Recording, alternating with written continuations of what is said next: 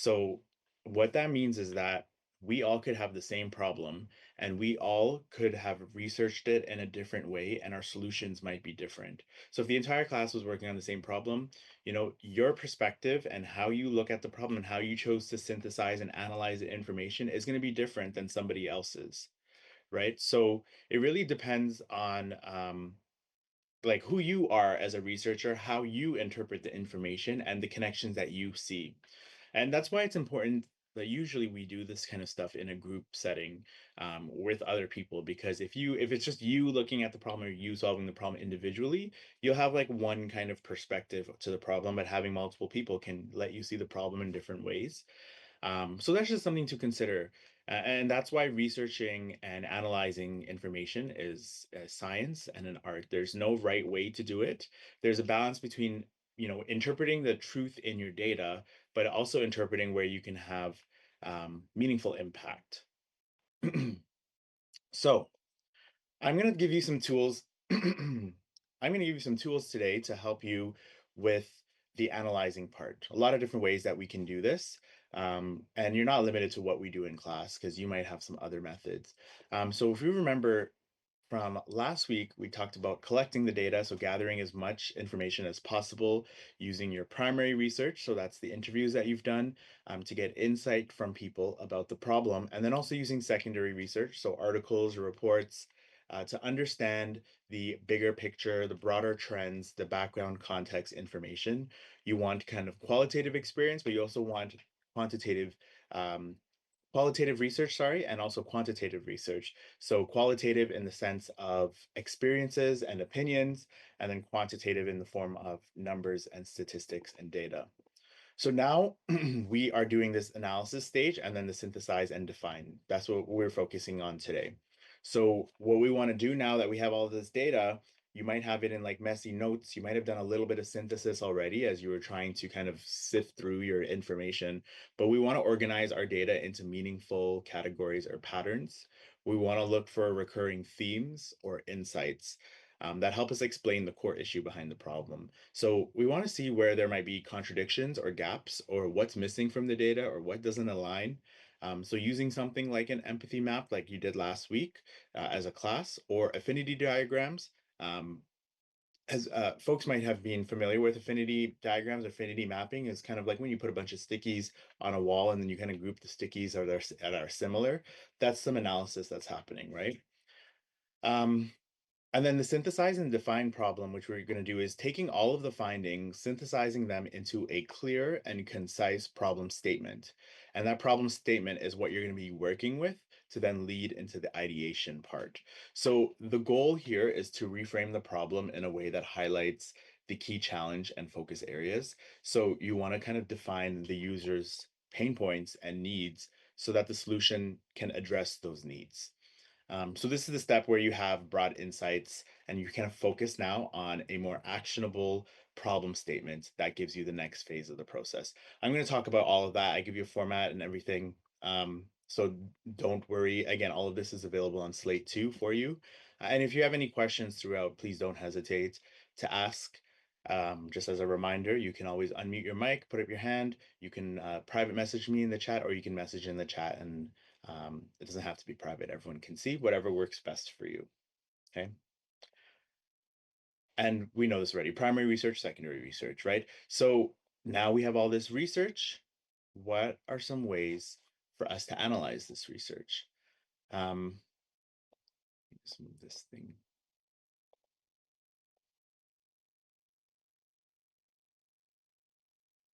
Okay. God. Okay. So what are ways that we can analyze this research now?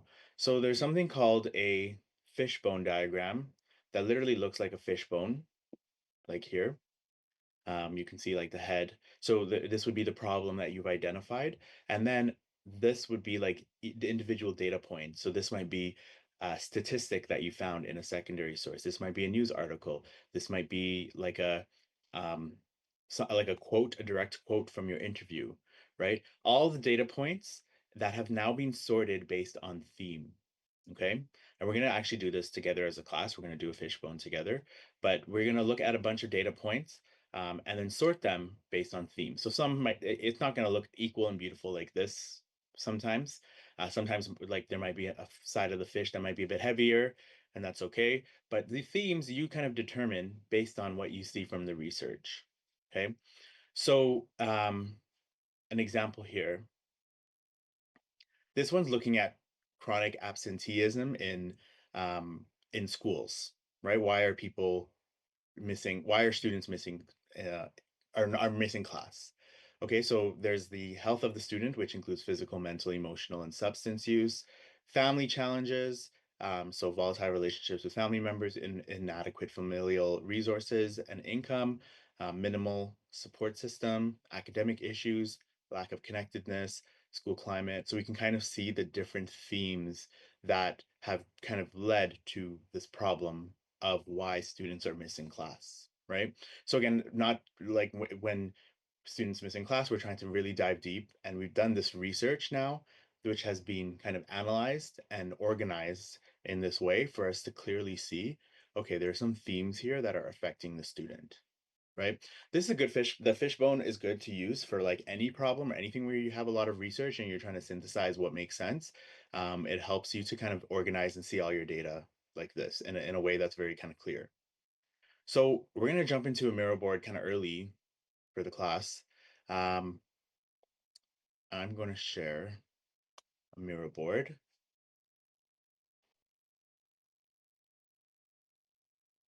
2 seconds.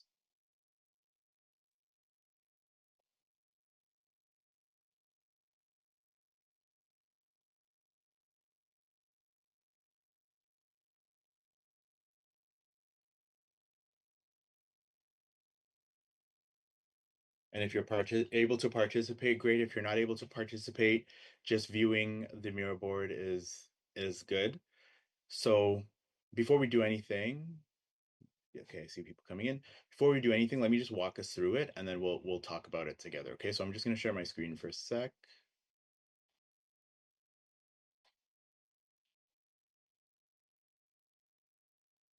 Okay, so here is the mirror board. We're going to do just like a ideally what we would be doing is we would be gathering research as it relates to this, so talking to students, getting any reports as it relates to these topics, and putting these data points.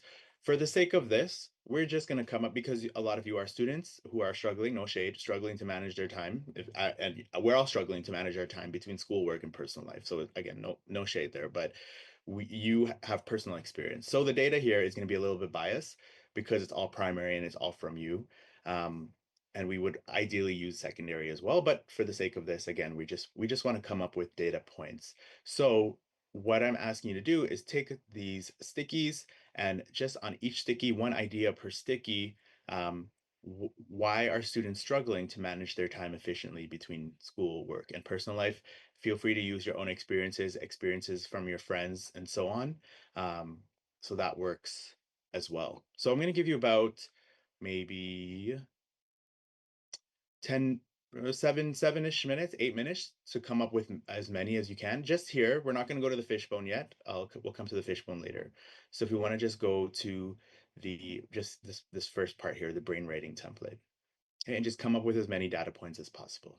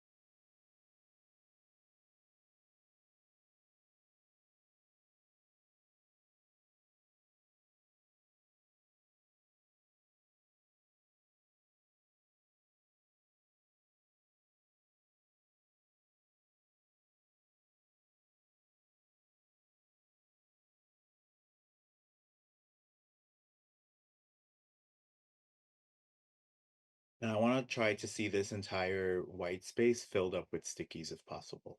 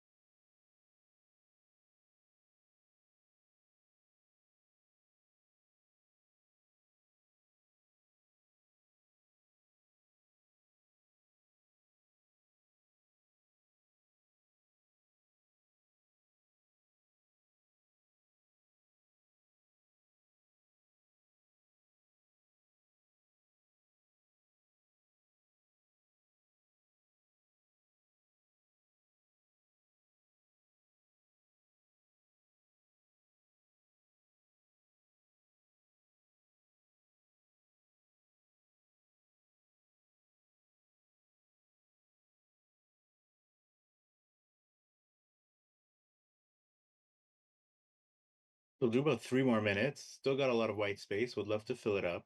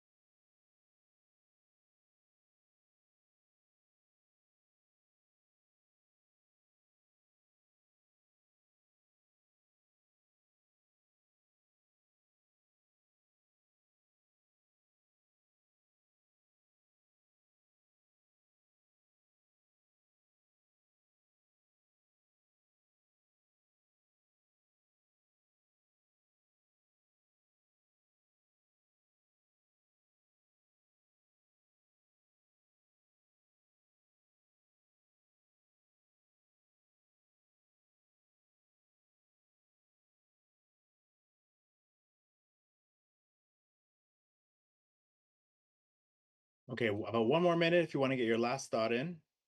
We'll kind of look at these together.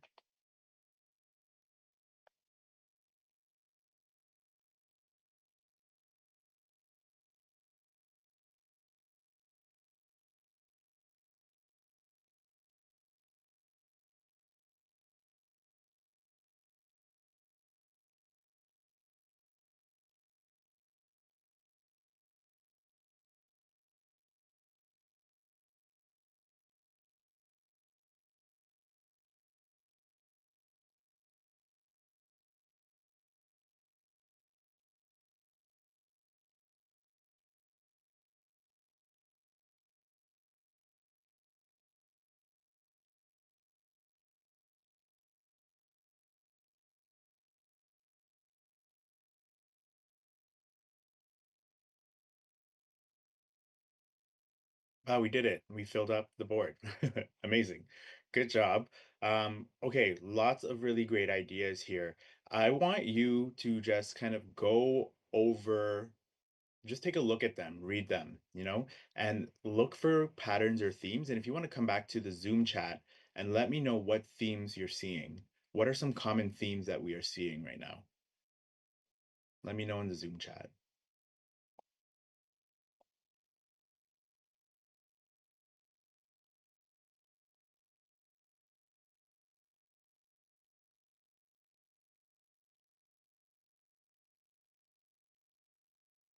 And again, no idea is a bad one. We can start out with a theme and we can massage the theme even as we come up with them. So mental health and psychology related issues. Yeah, so we'll say I'll just put mental health for short, maybe. Pressure and feeling overwhelmed. So like maybe we can put that as a theme here. Pressure. External pressure, maybe. Do we think? We might like maybe that might sound good. But it also might come from within too. So maybe pressure, we'll leave pressure as is and we'll see. Um, I see a bit about being over ambitious. Okay, so yeah, over ambitious. I wonder if we can like put that in with I don't know. Like we're thinking out loud here, right? We're discussing pressure and over ambitious. Maybe that might be um together. Um, I see expectation. Okay, let me read this in order because really good things here. Okay, pressure, overwhelm, overambitious, health issues. So mental health and physical health might be another one. We'll have to see when we sort them. But expectations. So let's put pressure and expectations. Expectations and pressure. I feel like that's a good one together. Expectations and pressure. um Expectations, yeah, discipline and managing priorities. Yeah, I saw a lot about managing competing priorities. Let me see what else. Discipline, managing priorities. Yeah, the discipline part is good. I'm trying to figure out how we can make it sense here. um Organizational and collaboration skills. So maybe like I don't want to say time management skills, but like life management skills perhaps, like because that includes like maybe time management. So let's say life management skills, and then political problems like inflation and financial situations. So yeah, like I would say, let's call the political problems systemic issues or external systemic issues. Maybe let's say systemic for now. Um, oh, why is that font so big? Okay, so let's do that. Let's say systemic, and then let's put them, and then uh, and then let's say lack of financial stressors. Yeah. And so here's the thing, like, and that's the kind of interesting part of this is that we can kind of morph these into different or include others as well. So the financial stressors part, let's do six for now, but I want to include the resources, like lack of resources and support. Okay, so why don't we as a group, if you want to just kind of bring the stickies into the fishbone, like just kind of align them along the line here. If you want to bring your own stickies and kind of see where they fit. If they don't fit, just kind of leave it out here and we'll figure it out after. We might have to morph the titles a bit so that they can fit, but let's try to put these in buckets now. And this is where we are doing analysis, synthesizing and analysis. And then if you can, just match the color to the heading so that we can have a nice little pretty rainbow fish.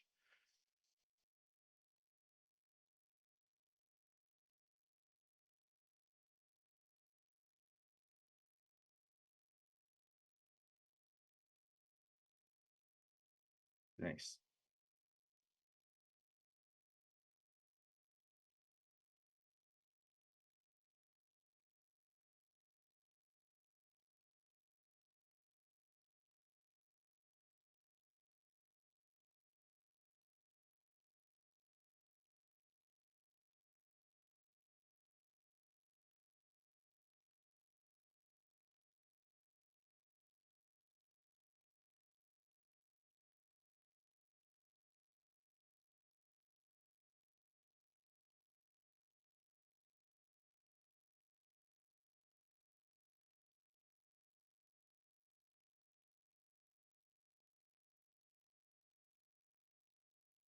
And if you moved all of yours already, if someone wants to be like a sticky tidier, just kind of shrinking it and making them all around the same size so that it looks neat, feel free to do that.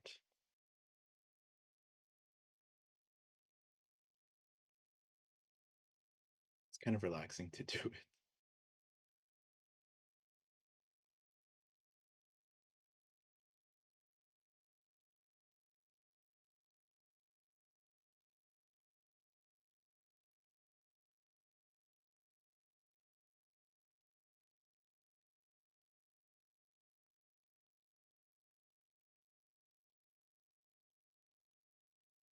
Bring some over too.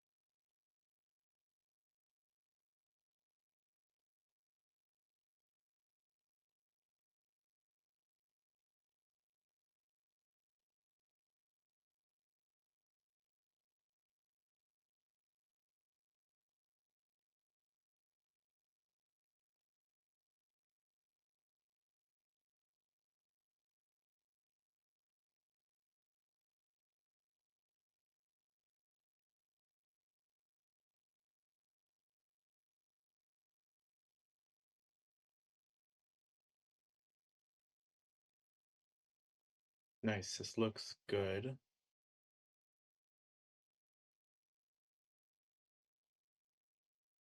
And so what we'll do is kind of take inventory of each section and then see if the theme still makes sense or if we should change the name of the theme.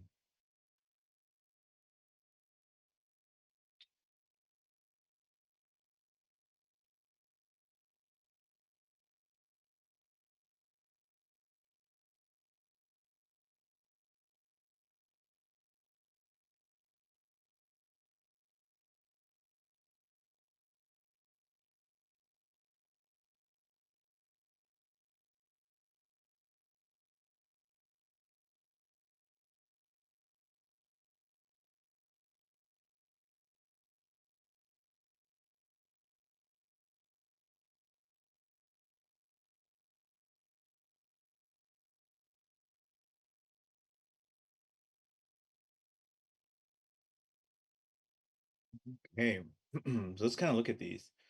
So we can see the fish is a little bit lopsided, but that's okay. We still appreciate the fish because it's organizing our data. Um, and I appreciate the folks that are making things look nice and neat. So let's start with the mental health one. So we talk about feelings of anxiety, burnout, absolute insufficient sleep, feeling overwhelmed, health system.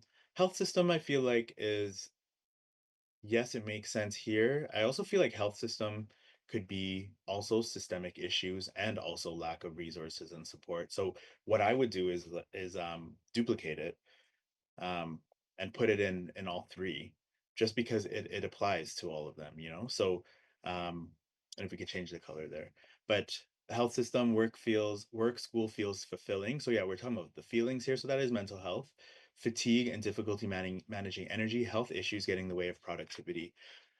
Um, so my thought, well, I have thoughts, but I want to hear from you in the chat, or if you want to unmute your mic. What should we keep this name or should we change it?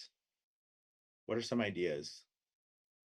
I don't want to push my ideas onto you, but I want to hear what you think. Mental health.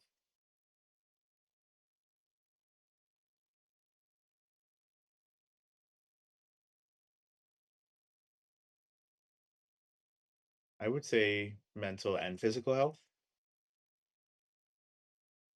or just health only. Physical health. Yeah.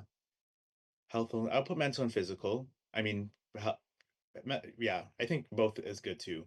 Or health only. Mental and physical is more to the human. Yeah. Health is mental and physical is both connected. Absolutely. Yeah. Um, okay. So that's good. That's a nice, like, that's a pretty solid theme there. Expectations and pressure. So external responsibilities, feeling overwhelmed, pressures without an outlet, difficult courses, um, yeah, expectation, yeah, societal expectations of students, becoming in the adult stage. If you don't stand out, you won't succeed. Unrealistic expectations, social media stereotype. Yeah, these are good. Like, I feel like we can even break this down into two more categories of like internal pressures and external pressures. Um, like, or even like, because that some of them are like your feelings and what's like to you, but then others are kind of like the what's around you. So that could be some another way that we divide this or look at this. Um, Competing priorities is another one. So prioritizing the fun work and nothing else. Yeah, everything is important, but what to prioritize, getting carried away on assignments, spending time on things that aren't worth many or any marks. Yeah. Unclear priorities, indulging in one over the other, difficulty maintaining a consistent schedule. You can't manage time only priorities, too many group projects that take up a lot of time, prioritizing fun projects over the others, large numbers of tasks to balance. These are great. Um, and I'm not sure if the arrows were intentional, but that's good that you're doing that. And in something like this, like arrows or like kind of circling things or connecting things is even more analysis. So that's good. Um, yeah, I would say this is a good title, Competing Priorities. Um, competing competing priorities, yeah. It's hard to know what to prioritize. Okay. So let's go over here to life management skills. So taking on too many responsibilities, I would say, yeah, okay, yeah, that's life management to take on. Um, Time management, lack or weak organizational strategies, underestimating the amount of time homework projects take, and yep, needing to address the issues that arise without parents' guidance for the first time, yeah. Lack of self-discipline, over accomplishment, trying to do too many things, expected work schedule, falling victim to the doom scroll, yeah. Procrastination. Yeah, I think this is solid. I feel like this is a good category here. Okay, systemic issues. So these again, looking at systems that are in place that um, we often can't control. So inflation, yep, forced to learn outside of the classroom due to unprepared instructors. I hope that's not shade to me. But health system, um, but it's valid. It's a valid critique. Considered part of the workforce, despite many of majority. Sorry, let me see. Considered part of the workforce, despite majority of time still being studying and class and work. Yeah, bureaucracy, lack of coordination between professors, resulting in majority of the workload being extremely short periods of time at once. Consequences of political issues. Yeah, I think it's pretty solid here. Um, and then looking at the health system. So, or sorry, lack of support and resources, health system, being separated from people to hold you accountable. Yeah. Yeah, especially if you're moving away for school too. Yeah. Lack of support system. Ineffective cohabitation. I don't know this term. Can someone explain to me what that means? Ineffective cohabitation. I feel like they might have meant coordination. Oh, okay. Okay, maybe yeah, maybe it's my I was like, this is a new term. The, Gen Z are teaching me so much. Um, but yeah, it might be coordination. Cool. So, so nice. These are this we did it as a class. So this is essentially one of the things that you can use to synthesize your data. And you can also use this outside of the class too if you're doing things that are involving research and so on. Um, cool. So that's it for the mirror board. Feel free to close that. Um, Let me open up my slides again, and then we'll take a break soon. Give me 2 seconds.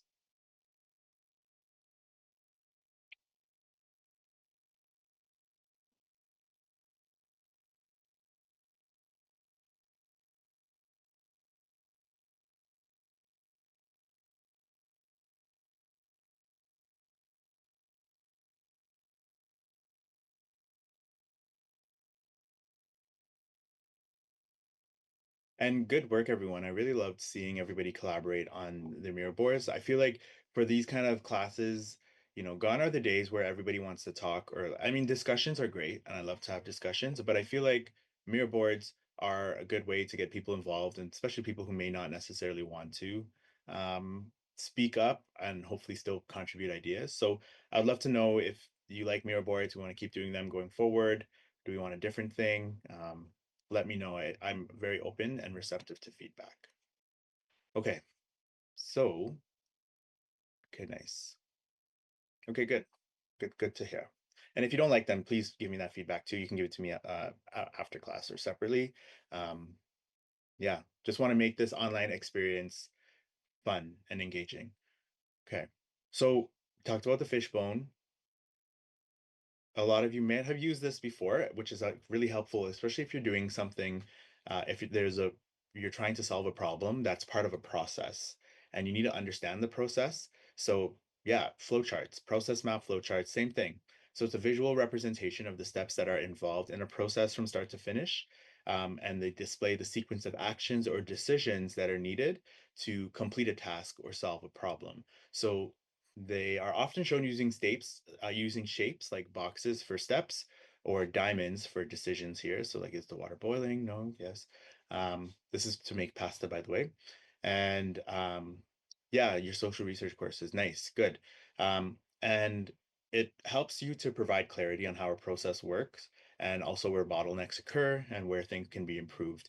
What I like about process maps is that you can like, instead of explaining a process to somebody, you could just show them this, and if you're working with somebody on the process, oh, let me turn on my camera. If you're working with somebody on the process, you can see the same thing together. And like if you're sharing this with somebody, you can say, actually, there's a step that's missing here. My Italians in the class might say, there's a step that you need to add salt in the water or something. I don't, I'm not a pasta aficionado. I just like to enjoy, but there might be a step that's missing here, right? And that we need to um, add it, right? So that's like kind of a good cool thing about the process map. It helps bring something that's not like visible out so that everyone can look at it and kind of evaluate it together. So um, here you can see, are there any gaps? Are there any redundancies? Are there any efficiencies, right? You have to do some thinking to see that. And then it helps you break down the complex process into manageable steps, and then allows you to kind of analyze it step by step. Seeing where things go wrong allows you to see the big picture, but also the specific details. So that's another way to organize your data as well.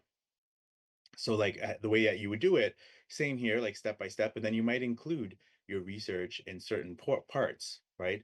Like there might be a article that says water needs to be boiling at the 96, not 100. I don't know, I just made that up. But like there might be an article that says that you put that data point here, right? So that's another way to kind of analyze your data. Um, okay, so the impact gap analysis, it allows you, I know there's a lot of text here, but I'll kind of talk about it high level. It allows you to identify gaps between the current state and then the ideal state or the future stage, right, of a project or solution. And it focuses on the impact or changes um, or interventions by comparing what's happening now by what is needed and what is expected. So it highlights areas where action is required to close the gap, so close the gap between the current performance and the desired outcomes, and it helps us to prioritize which gaps to address based on potential impact. Um, so after collecting and analyzing data, we can use the impact gap analysis to see where the current situation is falling short of where we want to be, right? And it encourages you to assess not just what's wrong, but why it matters and focusing on potential outcomes for the gap. So it helps you organize the data into actionable insights, determining where improvements might have the most positive impact. And allows for the comparison of like the current state, but also the future state of what could be. Okay? Um, this is also useful too if resources are super limited, and it helps you to prioritize which gaps you need to address first.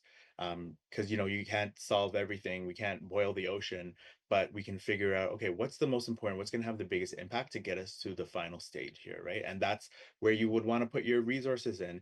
And then the next year, if you get funding, then you'd put your resources in the next thing and so on, right? Okay, let let me just see what I have here. Okay, cool. We're like about halfway. Let's take a break. If you want to come back at 12:52 and then we'll get through the next part, I would say maybe I have about half an hour of content. Half an hour to 40 minutes. I'll guesstimate. Yeah, maybe closer to 40 minutes. And then we'll talk about the assignment there. Okay. So we'll be back at 12:52.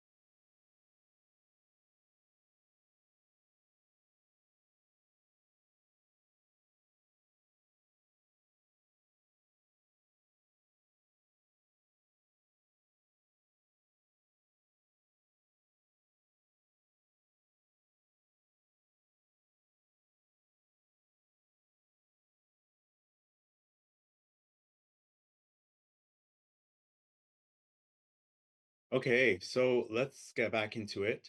So for synthesizing now, right? And will always be a little bit of overlap between the analysis and the synthesizing, I would say, in experience. So we first work on kind of clarifying the problem that we have, breaking it down into understanding the root causes, and then we understand and collect experiences to gain deeper insight about how the problem affects people. And so with the synthesis portion now, synthesis is considered a higher order thinking skill, meaning that it requires more cognition than like memorizing something or memorizing a fact. You have to think, right? It goes beyond kind of analyzing the information and asks us now to kind of combine ideas into creating something new. So it's like when you're writing a thesis and an essay, you're taking all of the learnings and you're trying to draw a meaningful conclusion.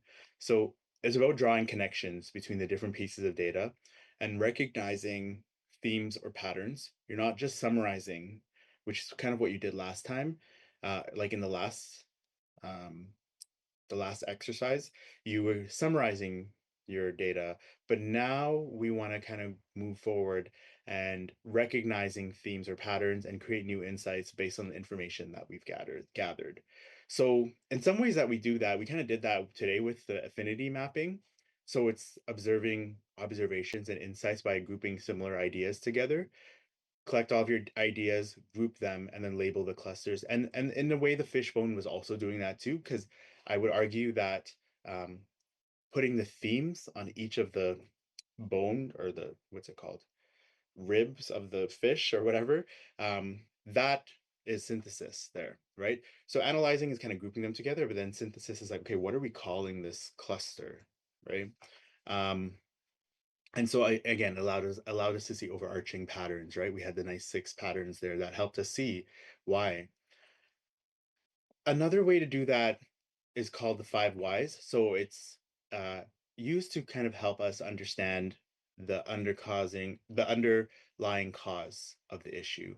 So it usually takes around five iterations of asking why to drill down to the fundamental cause. So you start with the problem, and then you identify a specific issue or challenge. Then you ask why. Okay, so one question, ask why the problem exists. Write down the answer, ask why again, right? And then repeat this process until you reach a cause that cannot be broken down further, right? So this helps us avoid focusing on symptoms of the problem and instead um, targets the underlying cause, and it encourages deeper understanding of the problems and the issues. Something that I want to mention too that and trigger warning, I'll be talking about plane crashes or plane accidents, um, just kind of how they do reports on them. So I know in like recent months, right, we've had quite a number of plane accidents, and usually a report will be released about a year after it takes place because they do a really deep dive into what caused the problem. It's not like they can report back on it. So people will speculate, and the media and news will speculate what happens.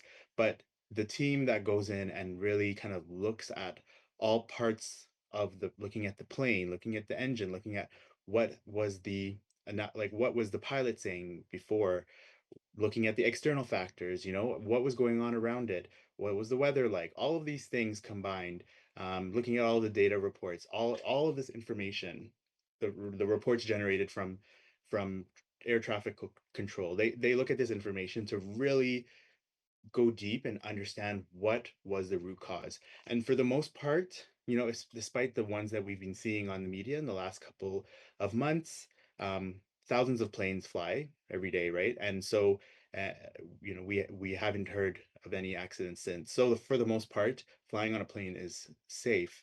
And part of the reason for that is because they do such an extensive job, really diving deep into the causes of any kind of crashes that have happened in history and producing a really thorough report. So the five whys is kind of like I can't say if they use the five whys, but they really dig deep into what is the root cause. So the plane crashed, why, right? And what happened? This and diving deeper, right? So that's kind of an example of it of really analyzing the problem and synthesizing it in action. And it takes a long time, right? That's why it takes like up to a year to report back on that. I want to talk a little bit about storyboarding, um, which might seem, a little bit different than the rest. My film and TV folks might be very used to this, but used to it for creating actual films. But this, we would use it to help us understand a day in the life of someone or to understand someone's experience. So I just want to show you this brief video here.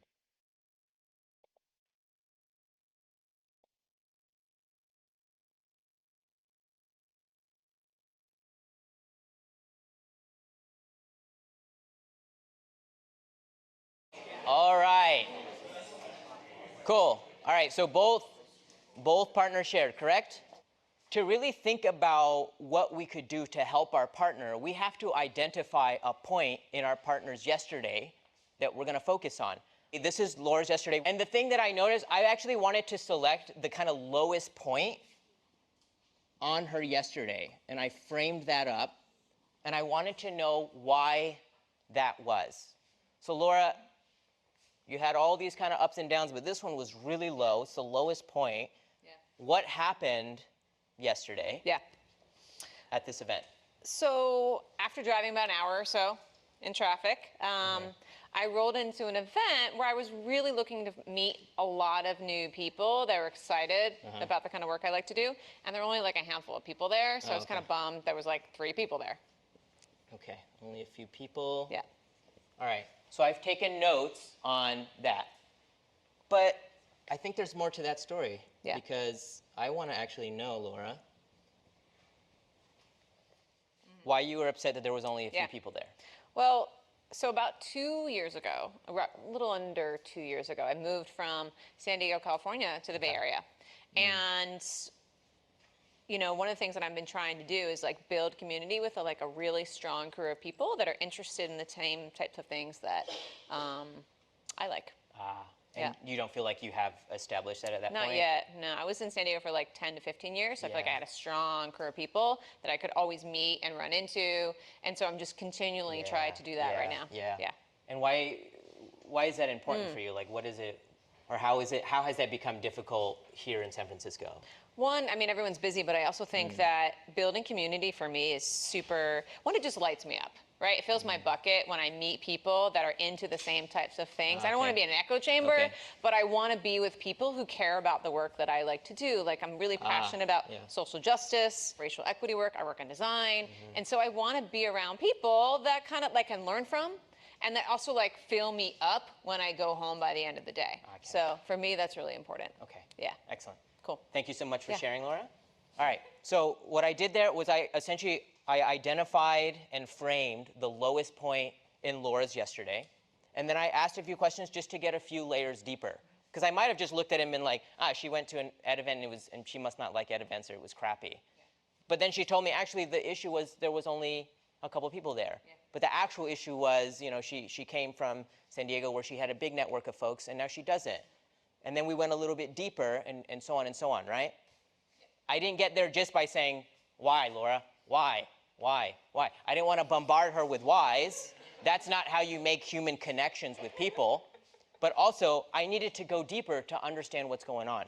So I'm going to invite you to identify your partner's kind of lowest point, and then you're going to basically interview them about it and ask them why that was and try to go deeper, right? And to go. Okay, so I wanted to kind of show that there because asking why is important. And again, he didn't like and we're going back to the 5 whys. I'm not saying just be like why, but he asking why, but going into deeper and prompting questions to really understand the point is to understand the reason behind why this this is not working, right? Why is this a problem, and what is it causing for the user? So I wanted to show that there's also a journey map, which is kind of different than a process map in the sense that the process map is like kind of like step by step. This kind of it's plotted on like a XY axis, and you can see like high versus the lows. So the journey map outlines the experience of a user that they have, but it also highlights their emotional, cognitive, and physical journey. of the user, showing touch points and challenges. So we saw in the last video the low point, the high points, and so on. So this uh, allows us to kind of break the user's experience into key stages or steps. For example, if they're seeking care or interacting with a service, they can identify where the user interacts with the system, like appointments, consultations, and so on, map out emotions, and it highlights the challenges or frustrations that the users face throughout their journey. So it identifies where improvements can be made, right? And allows you to clearly see, okay, there's a bunch of pain points here. So this helps us understand the full experience from the user's perspective, right? Pain points and gaps in the system that are needed to be improved. So then we can focus on more human centered solutions. I wanted to share this example. So this is the partnering for um, the Partnering for Pain initiative. They focus on improving healthcare experiences for children and youth that live with chronic pain, and also along with their families. So chronic pain affects many young people, but navigating the healthcare system can be challenging. So this project was looking to understand the full experience of young patients and their families as they interact with their healthcare services.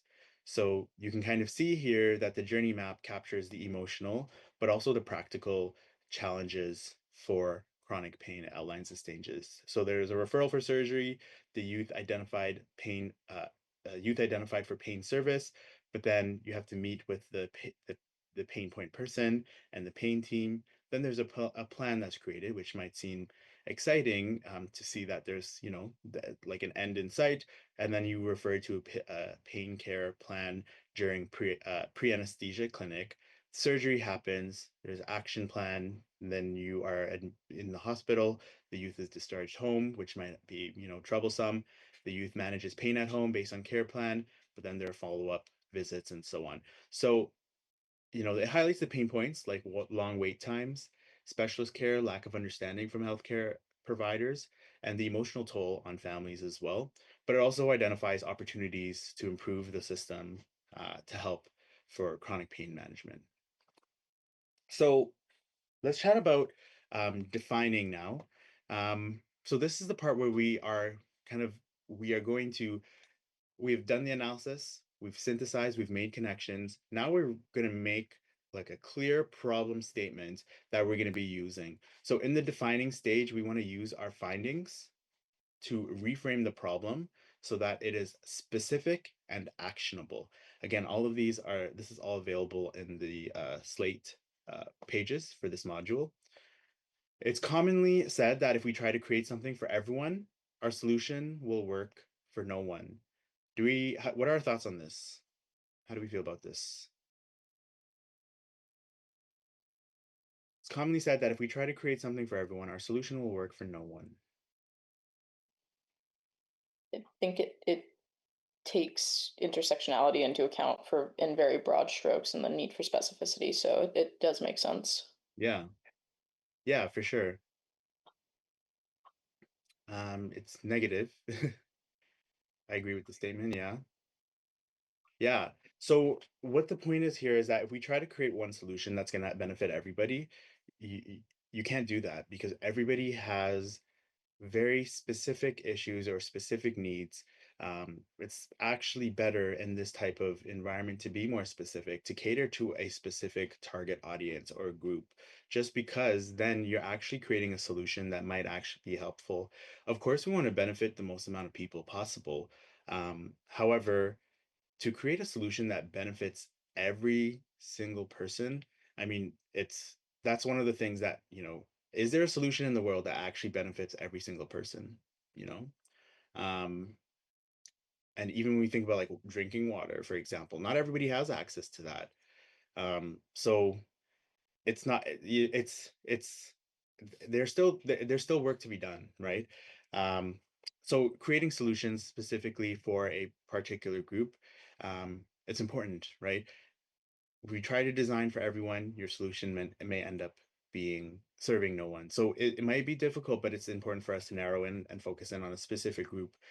And this approach helps us to design a solution that is targeted and aligned with the particular needs of a group. And you might determine who that group is based on the research that you've done. So we're going to do something, and this is part of exercise 3. It's called the point of view Mad Libs. Basically, has anyone ever played Mad Libs before? I feel like it was popular back in my day, but I don't know if the Gen Z know what that is. Prove me wrong. Okay, some folks know, and I also want to acknowledge that some folks may not be Gen Z in the class here too. Okay, cool. So an open mic based on it. So yeah, so it's like a story where there's a bunch of blanks in the story, and then they'll tell you like an adjective or a word or an adverb, and you put in the word. And you usually don't know what the story is, and until you fill out the words first, and then you put the words into the story. And it ends up being really funny because you didn't know what the story was about, but the words you chose were funny. So, anyways, it's just one sentence that we're going to be doing for this class, and it's probably not going to be funny. But the point of view Mad Libs is a simple tool to frame the problem by focusing on a specific user, their need, and an insight that you have uncovered. So it's a structured sentence format that helps you articulate the problem clearly and concisely. So the user needs a way to the user's need. You're going to determine what their need is because, and then insight. Insight is what you came up with, what you determined, right? So the user, identify the specific user that you're solving for. It should be someone you gathered insights from during your research. Okay. Identify the user's core need. What problems or challenge are they facing? And then insight, highlight a key insight you've gained about why this need exists or why this matters. So this insight comes from your research and understanding of the user. Okay. So this lets us get specific now on what we're trying to solve. This might change. It might be different than what your original problem was. And that's okay. That's the process, right? As you get more information, your understanding of the problem might change. So it helps us to focus your thinking and guides your team towards developing solutions that address real needs. And then the structure prevents you from designing for everybody and encourages a user-centered approach. So an example might be a busy professional needs a way to eat healthy meals on the go because they don't have time to cook but want to maintain their health, right? We don't know what the answer is, but we clearly understand that this is a busy professional who needs a way to eat healthy meals on the go because they don't have time to cook but want to maintain their health. I might be projecting here. This might be about me. So your insights and your findings, who are you solving for? Solving for everyone solving for everyone makes the solution work for no one. Being specific about who you're solving for so you can design a niche and specific idea. And then what are the unique insights that came out of your research?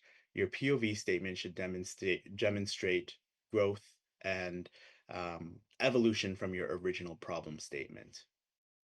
Okay, so again, the POV Mad Libs is part of what we're going to be doing today. In terms of determining what the user's need is, I just want to go back to the wheel of needs. Again, we can find this on Slate as well too, but this is like a framework for categorizing human needs, and it goes beyond surface level, helping us identify deeper underlying needs that drive our human behavior. Okay, so when solving for a specific user, it's important to ask what fundamental need are we addressing here? Okay. Rather than focusing on the symptoms of a problem, we want to use the wheel of needs to dig deeper and understand root causes. Okay, so this shifts from surface level observations to more core needs to help provide more specific, unique insights. And again, this is what the methodology claims to help give more innovative solutions. The more specific that we can get, the solutions will be more rich, more helpful because they're addressing like a very core need.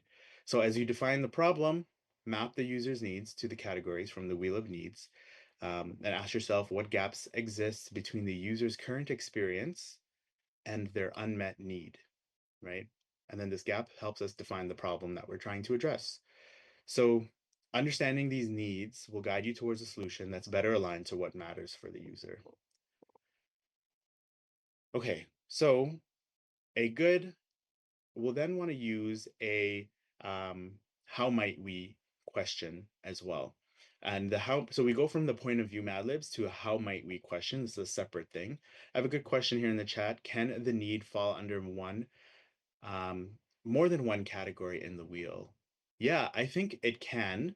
Um, I it really depends on the context. So it's not, I can't really say like, you know, yes or no, but I think the more like if there are two needs that fall under challenge, I would say that's very specific. But if you're trying to do like, I don't know, rest and honesty, I don't know, I just picked two random ones. That seems a little bit like, okay, those are very different. But if there are two needs that kind of relate and like support and belonging, community and empathy, like these kind of belong together, right? So I feel like you can use two more than one need there. So to answer your question, can we use more than one need in here? It depends. It depends. As if they're related and you feel like the solutions could be for for address both of those needs because the needs are related, then I would say yes, you can do that. Um,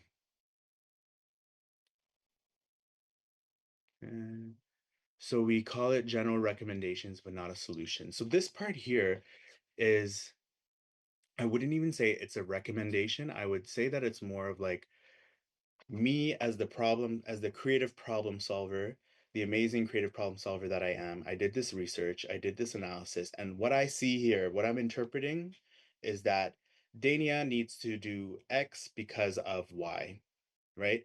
So I'm interpreting how I see the problem based on the research that I've done. It's not a recommendation yet, it's not a solution yet. It's more kind of like, okay, this is where we're at now. I did the research, I researched the problem, here's where we are. And this is now going to lead into like the brainstorming, prototyping, solution, all of that kind of stuff after, right? Like we haven't even got to brainstorming yet for the problem. You know, we're still sinking our teeth in the problem, and it's important for us to do that. So good questions. I hope I answered that for you. Okay. So the point of view Mad Libs, again, it kind of like synthesizes all your research into one sentence or one statement. And then you might develop a how might we question. So the last step before we can go on to finding the solution or coming up with solutions is to actually write the problem statement. So at this point, you should have a good understanding of who is facing the problem, what their needs and wants look like, and the ways in which their problem is affecting them. Okay, so your unique insights now have to do the big job of transforming the complex problem into a specific and actionable problem statement of how might we. And this is probably the hardest step, but it's important to get the step right because then it allows us to dive into the brainstorming. So a good problem statement is insightful because it reflects the deep exploration work that you've done these past weeks to seek understanding for the user's needs and their barriers and the specific learnings that you were able to uncover. It should be meaningful because it should seek to address the problem that is significant enough that a solution will have an impact, even if we don't know what the solution is. And the problem statement should give us many solutions. We want to leave lots of room to explore. So if there's only one answer, then we're not doing this right. We want to come up with a lot of solutions, a lot of potential to explore. Um, and then we want to be specific and actionable. So while we want the statement to be broad enough that we have room to flex our creativity, it also needs to be direct enough so that we know what type of solution that we are looking for. So I'm like, keep it broad so we come up with many solutions, but also specific so that we can focus in on one user. So this is how we can see this work is messy and it's challenging, but you can do it. You know, we have the tools set up. We're going to be able to do it. So looking at the how might we statement, and again, I have some examples on the slate, and I'm going to give you some examples in the class here, but it really depends on your problem and your understanding of your problem. So how might we question sparks creativity and imagination. So the how suggests that the problem is not solved yet, but it might be possible to solve it in a tangible matter. Okay. Might means the solution is not decided on, but we're open to exploring options. And then we, prompts us to think about solving it as a team and leveraging each other's insights and skills. So let's look at a problem statement and how we might turn it into a how might we statement. So the POV or the problem statement again is the Mad Libs that we were talking about, and then the how might we kind of helps us to direct our brainstorming. So new moms need a way to connect with other moms because they are often home alone during the day and feel isolated and alone.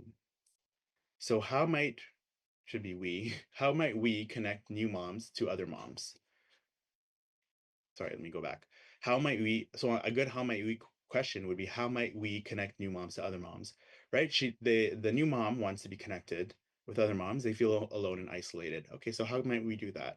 That's a good how might we statement. We don't know we don't know, we're not like directing to a specific solution, but this is a great way to open up a brainstorm now, right? Because we can come up with many ways to do that. So ask why and generate as many reasons as you can. So for example, to help moms feel less isolated, to help them access information and support they need, to help promote their mental health, help build their confidence, right? Um, and then we want to consider, okay, what's stopping us or getting in the way? So we don't know what tools moms are using currently, right? In terms of like connecting like people, connecting moms with other moms. There are many ways to authentically connect with people. This is a very busy, overwhelmed group of users. The moms might be feeling embarrassed or scared by the idea of meeting strangers. You know, these are things that we might know or we might have learned from our research that we've done. So a lot of different ways that we can write how might we statements. I'm going to show you a bunch of different examples here. So how might we statement, remember, or sorry, the problem statement. Okay, so remember the Mad Lib. New moms need to connect with other moms because they're often home alone during the day and feel isolated and alone.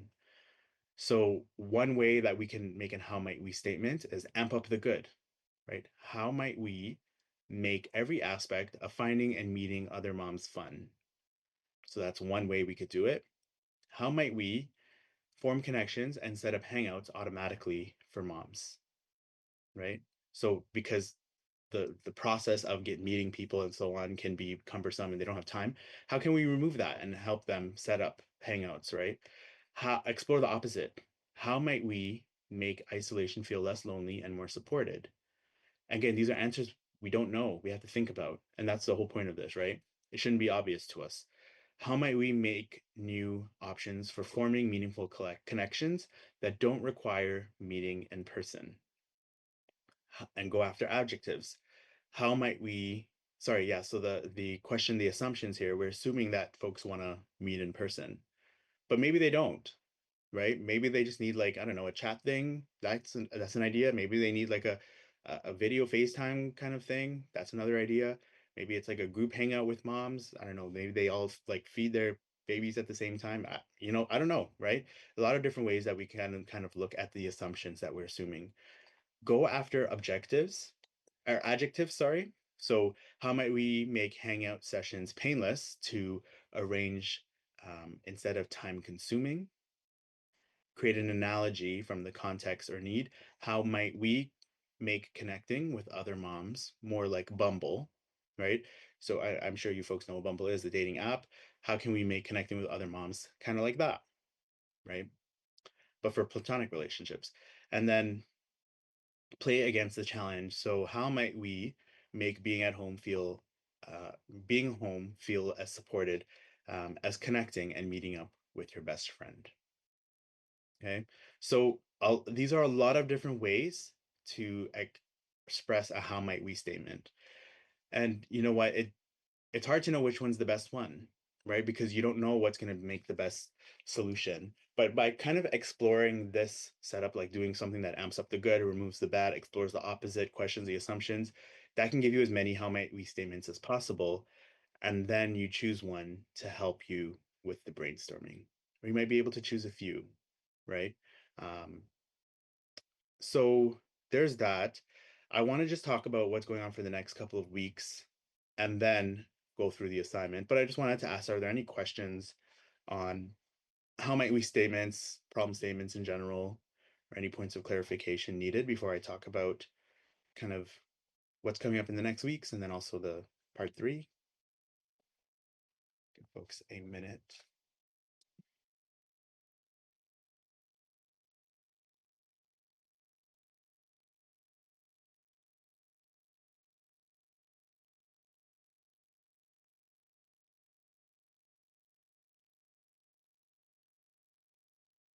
Okay.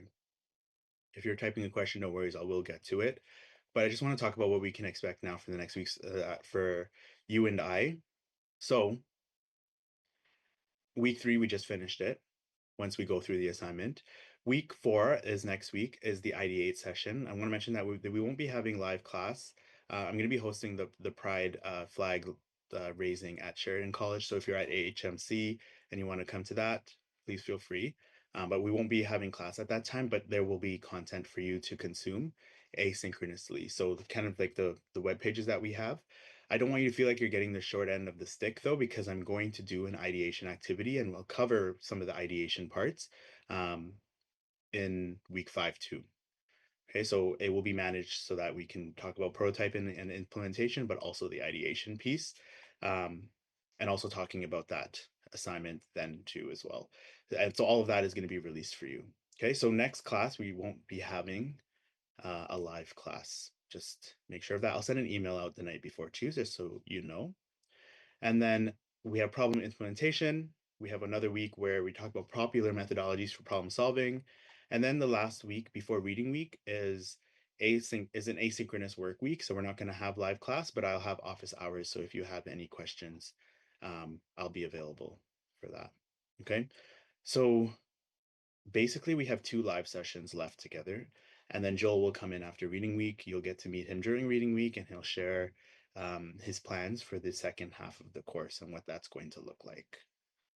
Okay, let me know if you have questions on that. I see the question here. So isn't statements based on numbers as well? I mean, how many moms, for example, want to meet in person, how many we don't want to? Yeah, so that's a good, so I'm just using this as an example, but Dania, yeah, absolutely, you could definitely do some research and see, okay, how many you like, it's an assumption to assume whether they do or don't want to meet in person, and it can be based on research that we did. So for example, if you interviewed a mom, they might say, I don't want to meet in person, I'm too busy, and you interview 10 moms and 8 of them say that, then maybe you don't want to do something in person. But if you see a report, it really depends on the research that you are seeing, right? Um, Kind of a little bit, yeah. So looking at it from what you're using your research to guide, you want to make an informed assumption based on the information that you've gathered. And sometimes you may need to gather more information, right? You might have to go back and interview some more moms to see, you know, if they feel this way, right? Any questions on what's coming up for the next week too? The next couple of weeks? So basically like halfway through, which is kind of wild. Well, halfway through the first part. I know you have another part after this, so quarter way through for you, but halfway through for me. Okay. If you have questions, please ask in the chat. I'm just going to do a screen share for the part 3. Stop share. Give me 2 seconds.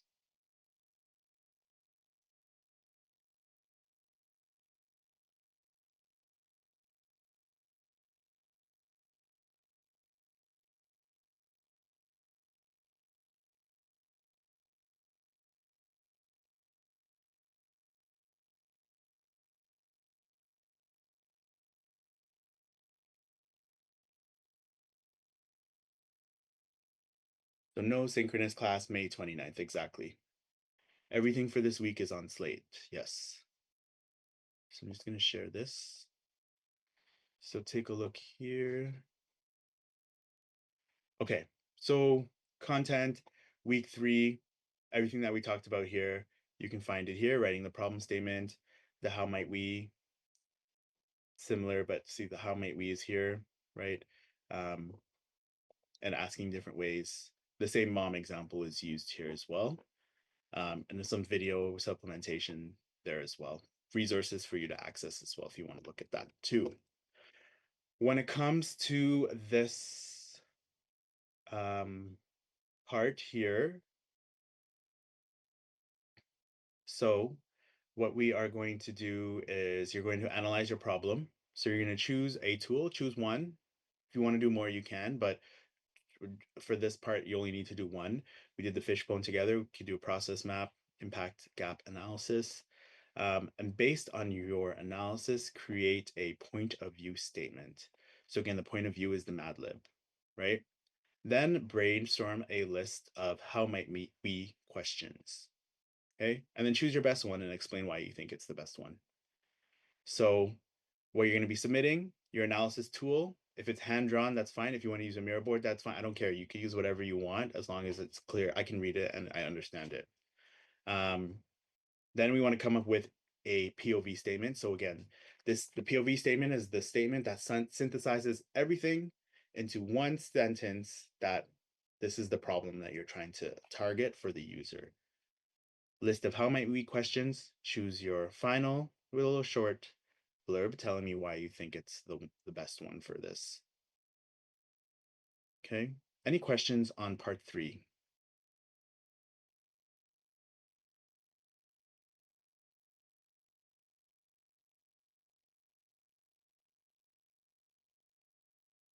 Yeah, all in one document. As long as it's together, one file, and I can, if you want to make a slide deck, you could do that if that's easier for you. If you want to make a Word document, as long as it's presented in a way that I understand. If it's like messy, 10 different files together, then that's a little tough for me, but just make it neat.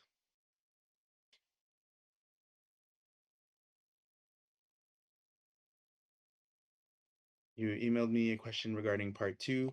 Yeah, I can answer that. Is it a question that would benefit the class, or is it just for you? Because if it would benefit the class, then I can answer it now. But if it's just for you, then I can answer it after. As usual, I'll open up a bunch of breakout rooms to that you can jump into, and then we can kind of discuss that. I want to talk a little bit about the part 4, just because I won't be here next week to talk about that.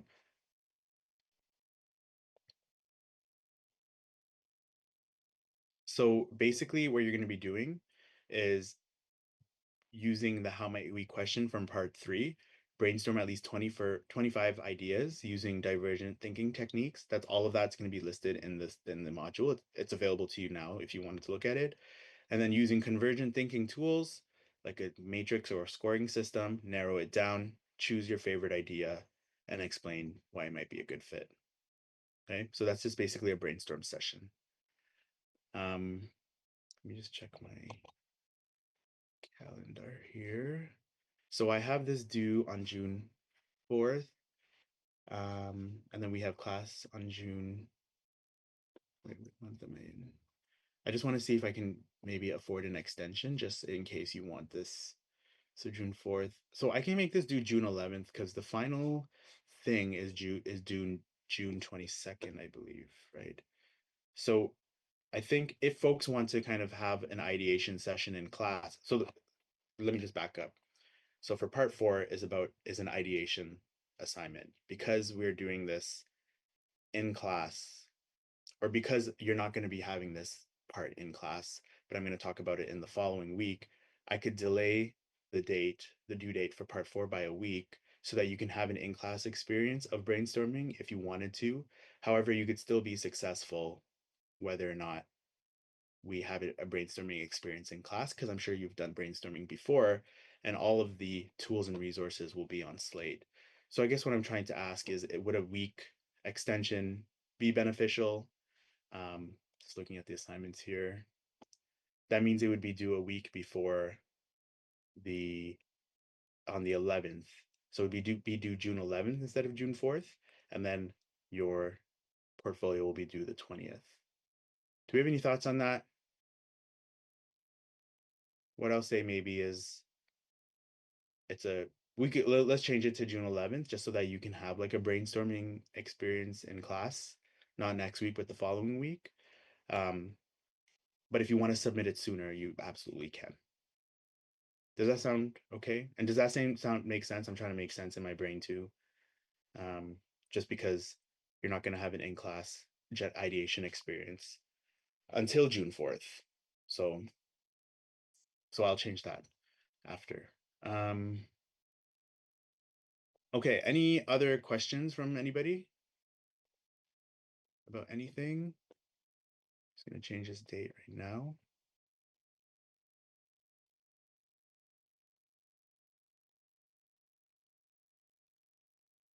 So that's updated to June 11th, but if you want to get it done before June 11th, feel free. Okay, so if there are no other questions, I'm going to hang back as usual, open up a bunch of breakout rooms. I wish you all a great week, great 2 weeks, and I'll see you in 2 weeks on June 4th. We Thank you. will not have a synchronous class next week. Thank I'll you. send an email to remind you as well. Take care, everyone.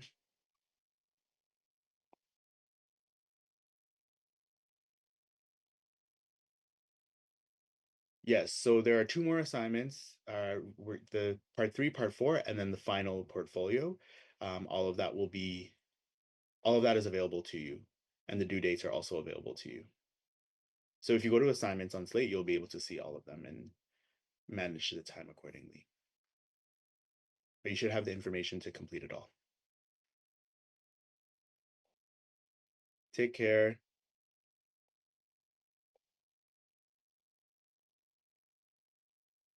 Yes, I'm going to go through the final assignment in great detail in class for sure. Absolutely. We'll spend about 20 minutes talking about it. But you've done most of it already, so not to worry. Okay, so breakout rooms are open if you want to just hop into a room, and I will meet you there regarding interviews.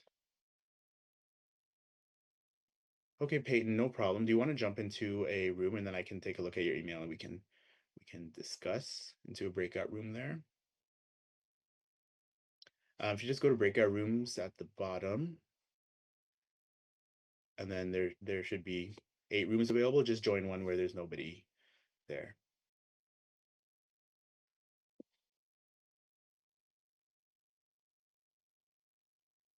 So breakout rooms, you don't see breakout rooms at the bottom? Because I see other students are able to go into breakout rooms. No, that's weird. Okay. I can put you into a breakout room. That helps. Let me see. Okay. All right. So if you have any questions, please go into a breakout room, or if you would like to be added to a breakout room. Otherwise, I hope you have a great week.